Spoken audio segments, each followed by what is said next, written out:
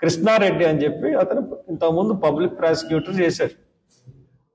అతను ఇతన్ని ఈ శ్రీకాంత్ హాస్టల్ విషయంలో శ్రీకాంత్కి కేసీ కృష్ణారెడ్డికి కొంత డిస్ప్యూట్ ఉంది.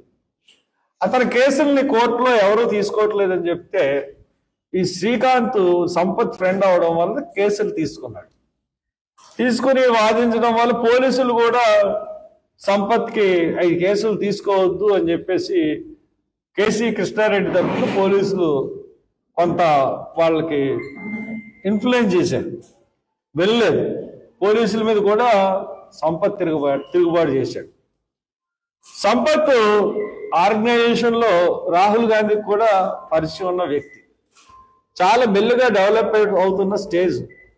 బిఎల్ చదువుకున్నాడు, అడ్వకేట్, ప్రాక్టీసింగ్ అడ్వకేట్. ఇవన్నీ ఉండగా అతన్ని కేరళ ఇన్ఛార్జ్ కింద వేశారు.